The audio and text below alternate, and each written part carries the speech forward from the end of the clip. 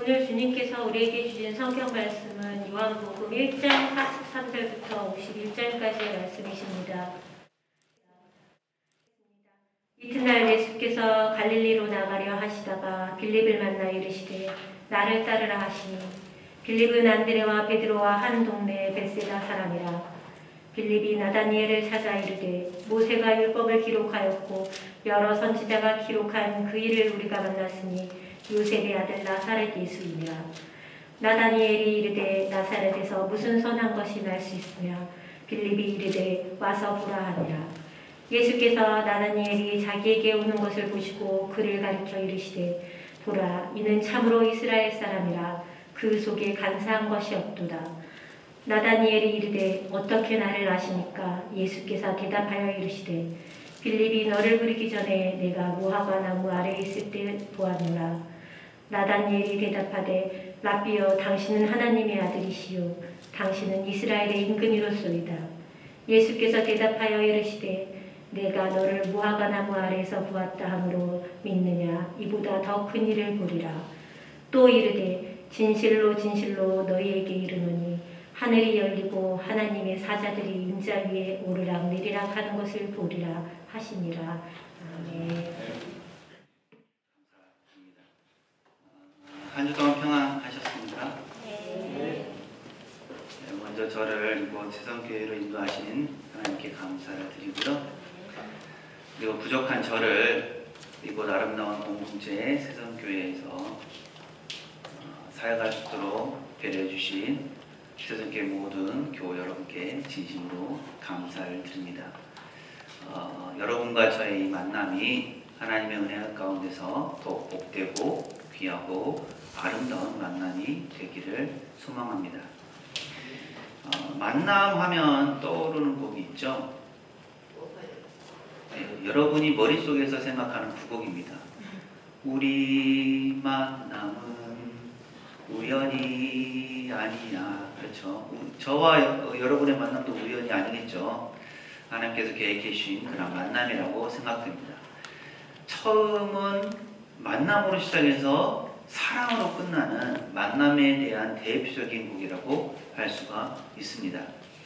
복음성가 중에서도요, 만남에 대한 곡들이 많이 있는데 그 중에 이런 곡이 있습니다. 우리의 만남은 주님의 은혜라오. 우리의 모임은 주님의 축복이라오. 아십니까? 들어보셨어요? 기억이 있으신가요? 다행인데요. 신앙적인 모임 가운데 하나님께서 함께 하시고 이끄시고 인도하시기를 바라는 그런 내용을 담고 있습니다. 원 제목이 뭐냐면요, 왕국과 소명이라는 제목이에요. 그리고 누가 이 노래를 불렀냐면 다윗과 요나단이라는 찬양팀이 30여 년 전에 발표했던 곡입니다. 여러분 혹시 다윗과 요나단이라는 찬양팀 아십니까? 잘 모르세요?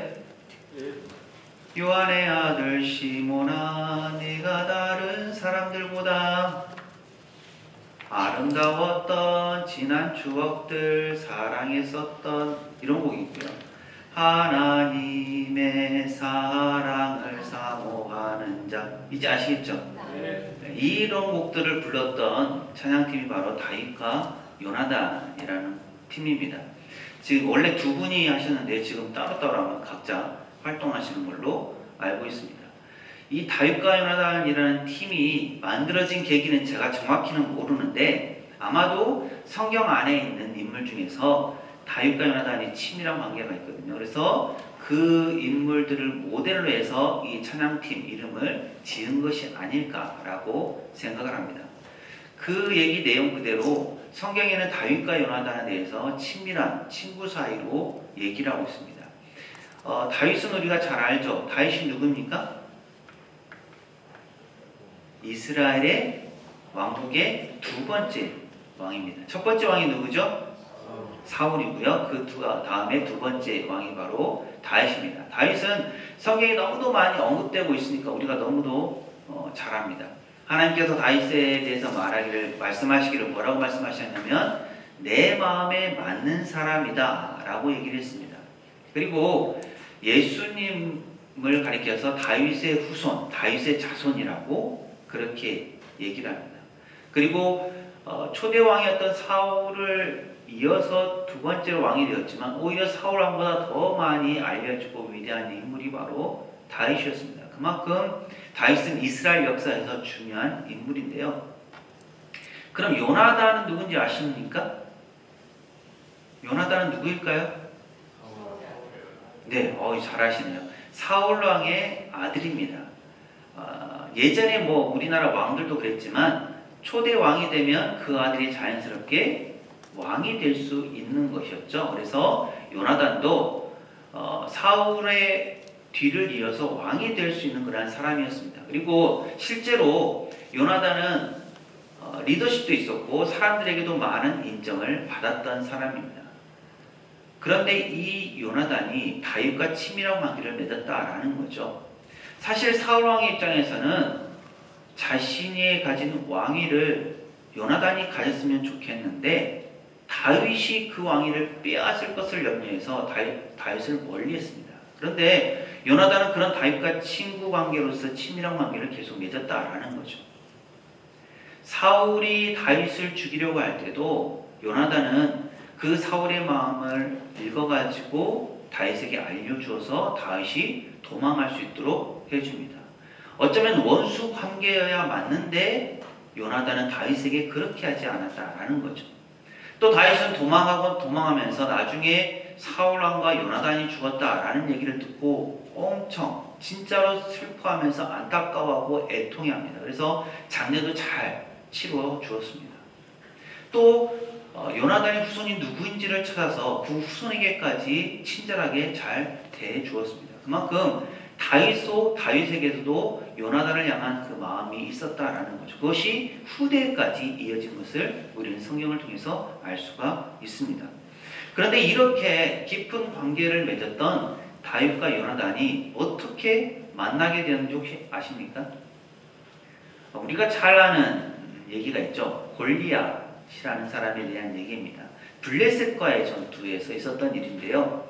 골리앗이라는 사람이 나와서 이스라엘을 모욕하고 하나님을 모욕할 때 그때 다윗이 그 자리에 있었고 다윗이 내가 저 사람을 물리칠 수 있습니다 라고 해서 우리가 아는 것처럼 물맷돌을 던져서 골리앗을 죽이게 됩니다. 그런데 그럼을 통해서 사울왕 앞에 서게 되는데 그 현장에 누가 있었냐면 바로 요나단이 있었습니다. 짧은 만남이었지만 성경에서는 이때 요나단의 마음이 다윗의 마음과 하나가 되었다라고 이렇게 말씀하고 있고요. 그래서 친밀한 관계를 맺는 계기가 되었습니다.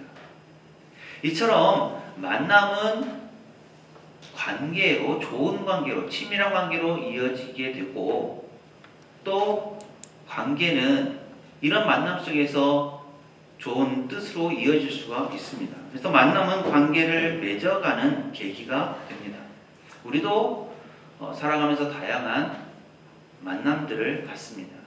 태어나면서 가장 먼저 부모님을 만나고 또 형제를 만나고 또 친척을 만나고 친구를 만나고 또 스승을 만나고 직장 동료도 만납니다. 또 사랑하는 사람과 만나서 결혼하고 가정을 꾸려가기도 합니다. 이런 여러 만남들은 평생 동안 단 한 번의 만남으로 그치는 경우도 있지만 지속적으로 만남이 이어지는 경우도 있습니다. 또한 어떤 만남은 기쁨과 설렘을 가지고 기대감을 가지고 만나기도 하지만 또 어떤 만남은 걱정과 두려움으로 싫어하고 회피하는 만남이 있기도 합니다. 또 처음에는 좋았는데 그것이 나중에 슬픔이나 아픔으로 만남이 끝나는 경우도 있습니다. 여러분은 지금까지 살아오면서 어떤 만남들을 가져왔고 그 만남들이 여러분에게 어떤 의미가 있었습니까? 또 여러분은 앞으로 어떤 만남이 있기를 기대하십니까? 바라기는 오늘 우리의 만남이 하나님의 은혜 가운데 서로에게 복되고 은혜롭고 아름다운 만남으로 이어질 수 있기를 바랍니다. 우리 옆 사람과 한번 인사를 하시죠. 코로나19이지만 한번 얘기를 합니다. 당신을 만나서 행복합니다. 행복하시죠? 네. 오늘은 좀 이렇게 인사도 하고 말씀도 함께 읽는 시간으로 가지려고 합니다. 오늘 우리가 살펴볼 말씀도 사실 만남을 내용으로 하고 있습니다. 이 만남은 어떤 만남들이고 또 이 만남들이 우리에게 어떤 의미가 있는지 말씀 속에서 생각해 보겠습니다. 첫 번째 만남을 살펴볼 수 있는데요. 첫 번째 만남은 예수님과 빌립과의 만남입니다. 어떻게 만났을까요? 43절 말씀인데요. 우리 함께 43절 말씀 읽어봅니다. 43절입니다. 이튿날 예수께서 갈릴리로 나가려 하시다가 빌립을 만나 이르시되 나를 따르라 하시니 안드레와 베드로를 만난 다음 날 예수님께서 갈릴리로 가시려다가 빌립을 만나셨습니다. 우연일까요? 필연일까요? 우연을 가장한 필연일까요? 예수님은 빌립을 만나자마자 빌립을 향해서 나를 따르라 라고 하셨습니다. 빌립은 삶의 현장에서 예수님을 만났고 또 예수님의 말씀을 들었습니다.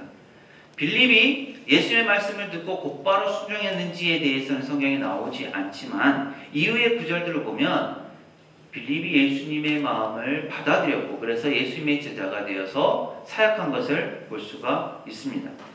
왜 예수님은 빌립을 만나셨을까요? 여기에는 분명한 예수님의 목적이 있습니다. 빌립을 제자로 삼기 위해서입니다.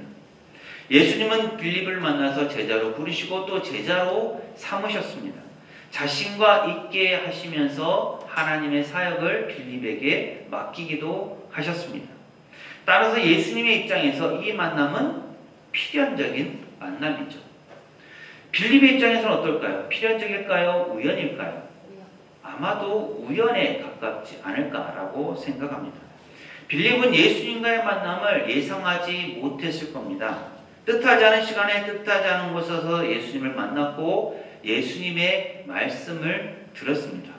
우연에 가깝겠죠. 계획에는 없었지만 그래도 이 만남은 빌립의 삶이 바뀌는 계기가 되었습니다.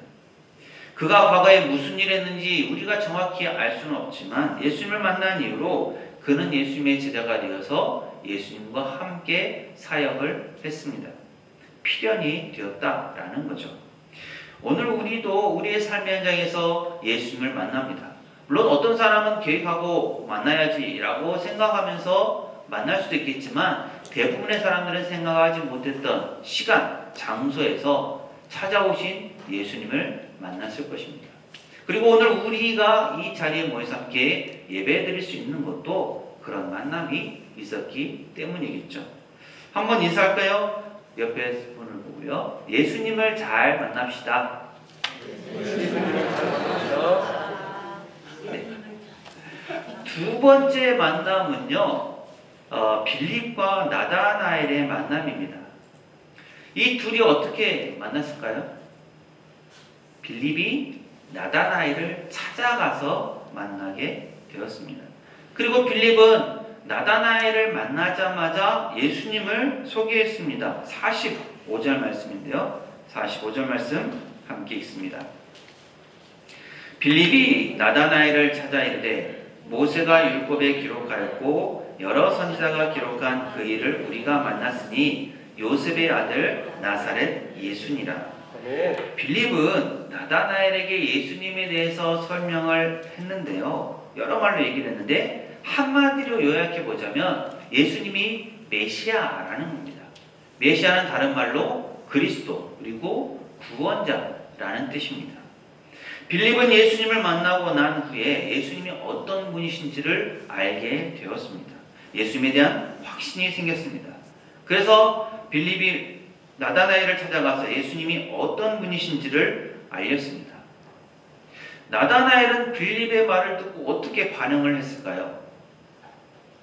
로마 제국의 지배를 받고 있던 이스라엘에서 메시아는 큰 의미가 있습니다. 모두가 다 그 메시아 구원자를 기다리고 있었다라는 얘기죠. 그런데 그 얘기를 지금 빌립이 나다나엘에게 하고 있습니다. 원래대로라면 이렇게 해야 맞을 것 같습니다. 그래? 정말이야? 그분은 어떤 분이야? 어떻게 만나게 됐어? 나도 한번 만나보자 라고 이렇게 하는 것이 당연할 겁니다. 그런데 성경은 그렇게 표현하고 있지 않습니다. 나다나엘은 뭐라고 얘기하냐면 나사렛에서 무슨 선한 것이 날 수 있어 라고 얘기를 합니다. 부정적이죠. 선입견을 가지고 있습니다. 예수님은 잘 모르는데 아마도 나다나엘은 나사렛이라는 동네는 알았던 것 같습니다. 그런데 그것이 부정적이었고 좋지 않은 이미지로 남아있었다라는 거죠. 그래서 빌립의 말을 듣고 나서 나다나엘은 나사렛에 대해서 그리고 예수님에 대해서 좋지 않은 생각을 가진 것 같습니다. 나사렛이 어떤 곳일까요? 나사렛은 지역적으로 높은 언덕에 둘러싸여 있어서 고립되어 있었습니다. 사람들의 왕래가 많지 않은 지역이었습니다. 그러다 보니까 잘 알지 못했고 또 인정받지 못하는 곳이 되고 말았습니다.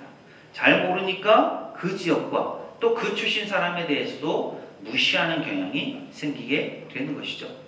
우리나라에도 예전에 그렇게 불렸던 곳들이 있습니다. 가까이 있는 전라북도에 가면 무진장이라고 불렸던 곳입니다. 무진장 안 좋은 곳이라고 해서 무진장이라고 불렸는데요. 무주 진한 장수의 첫 글자를 따서 무진장 지역이라고 불렀습니다. 또 경상북도에 보면 BYC라는 곳이 있어요.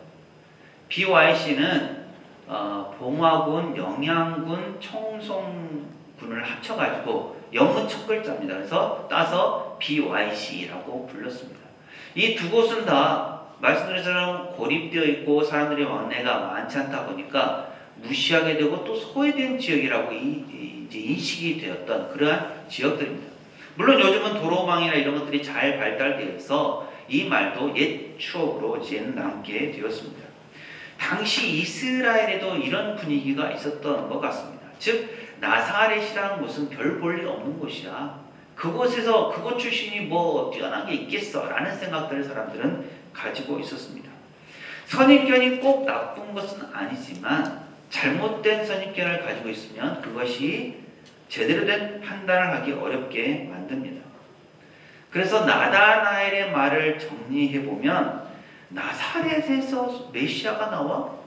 어떻게 그런 일이 있을 수가 있어? 절대로 그런 일은 있을 수가 없어 라고 얘기를 하는 것이죠. 그런데 이에 대해서 빌립은 한마디로 얘기를 합니다. 와서 보라. 확신의 찬 목소리로 자신 있게 얘기를 하는 거죠. 와서 봐봐. 와서 보면 너도 알 수 있어 라고 얘기를 하는 거죠. 다른 어떤 설명을 붙이지 않았습니다. 아주 간단 명료하게 나다나엘에게 얘기를 합니다.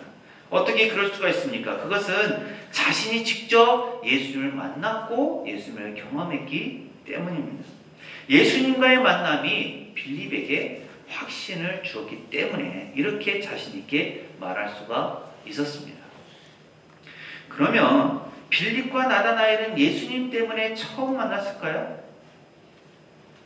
아마도 그렇지는 않은 것 같습니다. 빌립은 나다나엘과 지속적인 만남, 관계를 맺고 있었을 것입니다. 그렇기에 예수님을 만나고 난 후에 가장 먼저 나다나엘을 찾아가서 따라서 예수님에 대해서 소개할 수 있었고 또 자신 있게 얘기할 수가 있었습니다. 그제서야 나다나엘은 빌립의 말을 따랐습니다. 우리의 만남들도 빌립과 나다나엘처럼 지속적으로 만남이 관계로 이어지는 경우들이 많습니다. 그런 만남들은 우리에게 어떤 의미를 남깁니까? 단순히 서로 간에 좋은 만남이고 즐겁고 행복했다라는 그런 만남으로만 그친다면 그 만남은 그렇게 그다지 유익하지는 않습니다. 반면에 신앙적인 교류가 있고 또 신앙 안에서 그것이 새로운 만남으로 이어진다면 그 만남은 유익한 만남이라고 할 수 있습니다. 다시 한번 옆 사람과 한번 인사할까요? 만남을 잘 이어갑시다. 만남을 잘 이어갑시다. 네, 만남을 잘 이어가는 것이 중요합니다. 그래서 세 번째 이제 만남이 이루어지게 되는데요. 그 만남은 누구와 누구의 만남이죠? 예수님과 나다나엘의 만남입니다. 이 만남이 오늘 말씀의 핵심입니다. 이 만남은 어떻게 이루어지게 되었습니까? 나다나엘이 빌립을 따라서 예수님을 찾아감으로써 이루어지게 되었습니다. 하지만 앞서 말씀드린 그 두 번의 만남이 없었다면 이 세 번째 만남은 이루어지기가 어려웠을 것입니다. 앞서 두 번의 만남이 있었기 때문에 이 세 번째 만남이 있게 되었다라는 얘기죠. 나다나엘을 만나자마자 예수님께서 말씀하십니다. 47절 말씀인데요. 47절 말씀 함께 읽습니다. 예수께서 나다나엘이 자기에게 오는 것을 보시고 그를 가리켜 이르시되 보라, 이는 참으로 이스라엘 사람이라. 그 속에 간사한 것이 없도다. 예수님은 빌립도 아셨고 나다나엘도 아셨습니다. 신적인 능력을 가지셨기 때문이죠. 그래서 나다나엘을 보자마자 나다나엘에 대해서 말씀하십니다. 이 사람은 이스라엘 사람 중에서 진국이야. 그 안에 감추어둔 것이 없어. 나다나엘에 대해서 예수님께서 말씀을 많이 하신 것은 아니지만 요즘 말로 바꿔서 얘기한다면 폭풍 칭찬에 가깝습니다. 그만큼 나다나엘을 칭찬했던 것입니다. 그는 참 이스라엘 사람이다. 진실하다. 그 안에 거짓이 없다. 이 얼마나 복된 말씀입니까? 만약 예수님께서 오늘날 우리를 보고 이렇게 말씀하신다면 우리가 얼마나 행복하겠습니까? 물론 예수님의 말씀을 듣자마자 우리는 이렇게 반응할 수도 있을 것입니다. 아이고 예수님, 어떻게 그런 말씀을 저에게 하십니까? 제가 어떻게 그런 말씀을 들을 자격이 있겠습니까? 저는 아무것도 아닌 보잘것없는 사람입니다. 이렇게 당연히 우리는 반응을 하게 되겠죠. 그런데 나다나엘은 어떻게 반응을 합니까? 예수님 감사합니다.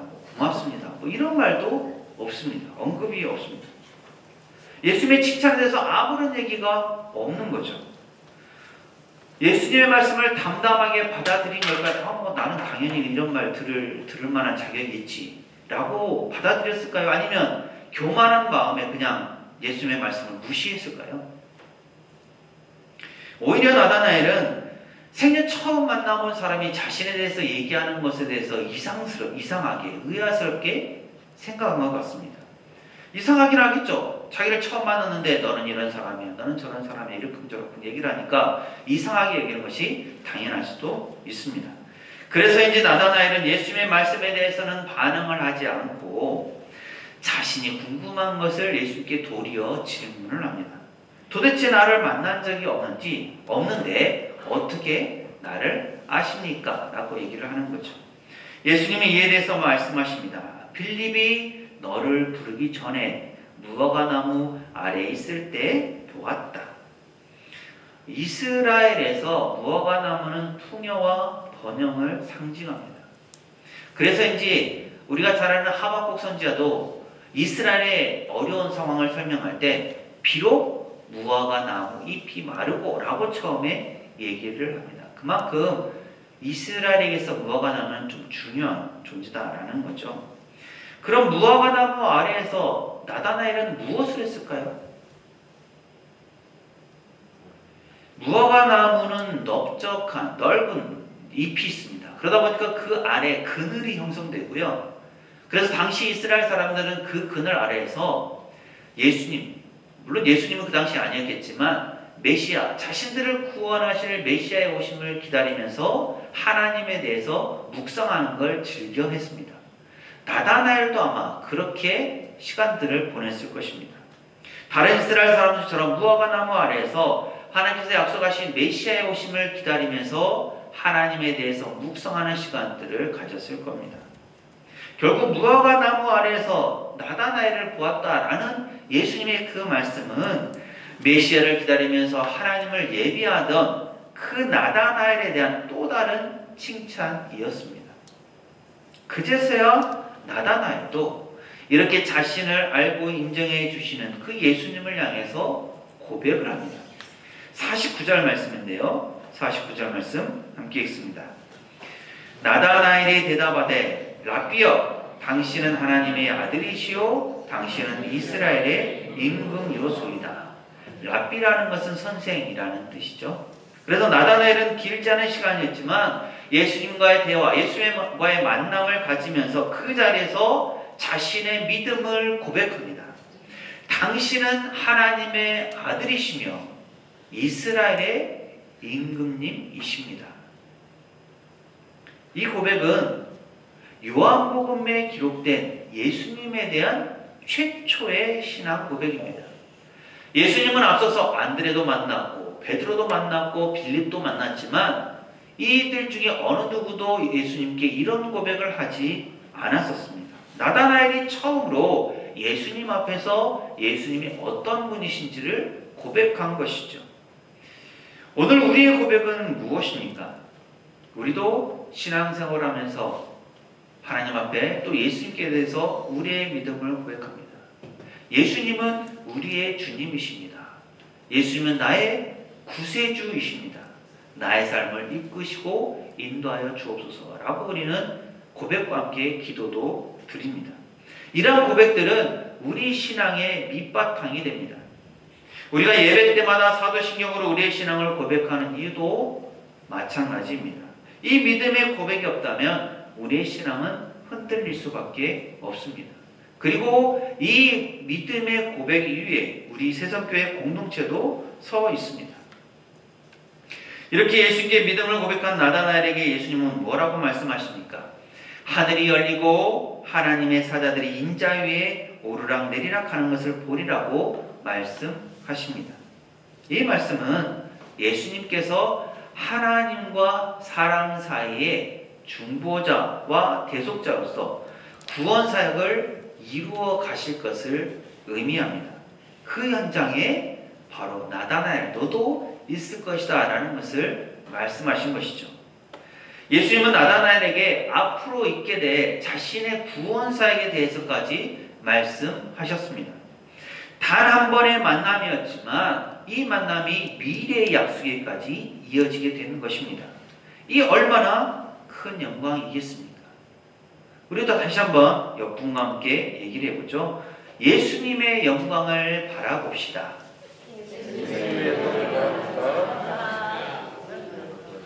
네, 신앙에 있어서 만남은 중요합니다. 만남이 있어야 우리가 구원의 길을 알 수 있습니다. 그런데 그보다 더 중요한 것은 믿음의 고백입니다.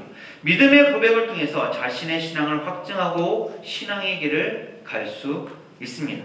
그런데 그보다 더 중요한 것은 만남 그 이후입니다. 우리가 가진 이 믿음, 이 신앙을 끝까지 이어가야만 합니다.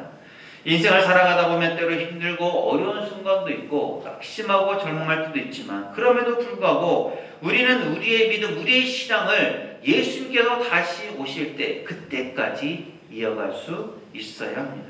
이것이 우리가 구원을 받고 천국에 가는 유일한 방법입니다.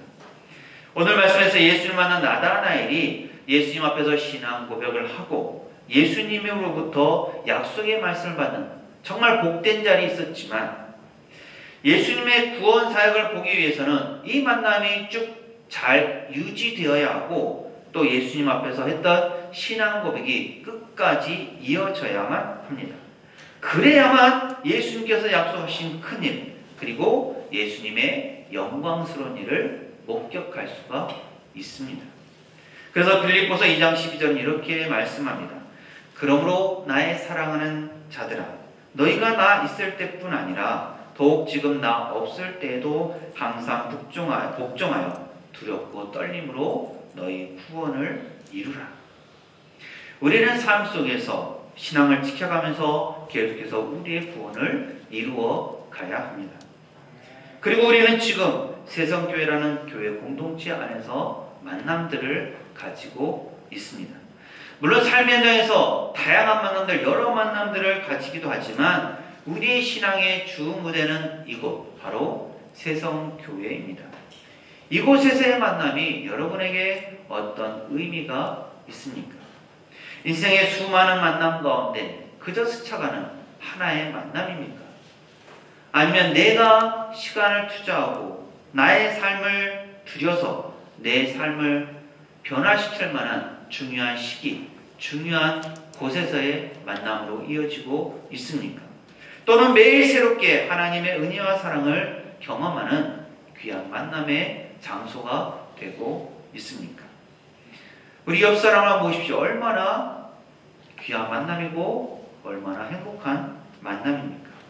이곳에서 이렇게 좋은 분들과 좋은 신앙의 모습으로 만남을 이어가는 것은 우리 모두에게 주신 하나님의 크신 은혜요 복입니다. 앞으로도 이 귀한 새성교회 공동체 안에서 빌립이나 나다넬처럼 복되고 귀하고 영광스러운 만남들을 쭉 계속해서 이어가시는 우리 모두가 될 수 있기를 간절히 소망합니다. 기도합니다.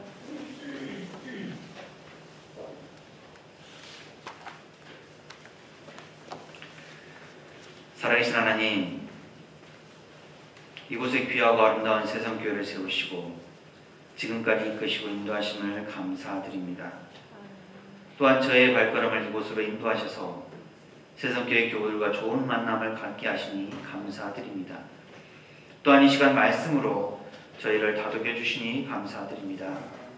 오늘 말씀처럼 빌립과 나다나엘은 예수님과의 만남을 통해서 변화된 삶을 살았고 영광스러운 약속까지 받을 수 있었습니다. 오늘 저희도 세상을 살아가면서 많은 만남들을 갖습니다. 그 가운데 무엇이 중요한지 만남의 의미를 다시 한번 생각하게 하시고 저희를 이곳 새성교회로 인도하신 하나님의 뜻을 기억하게 하옵소서. 그래서 새성교회 안에서 좋은 만남들을 계속 이어가게 하시고 하나님 나라에 이르기까지 그 믿음, 그 신앙을 잃지 않도록 인도하옵소서. 저희 모두의 건강과 신앙과 삶을 지켜주시기를 소망하며 예수님 이름으로 기도합니다. 아멘. 지금은 우리 주님 예수 그리스도의 은혜와 아버지 하나님의 무한하신 사랑하심과 성령님의 충만 교통하심이 하나님 주신 만남을 계속 이어가면서 그 만남이 끝까지 이어짐으로 하나님의 영광을 바라보기를 소망하는 세상교회 모든 성도들과 이 한 주간의 삶과 또 삶의 모든 터전과 교회 가는 모든 인류에 이제부터 영원토록 함께 하시기를 간절히 축원하옵나이다. 아멘.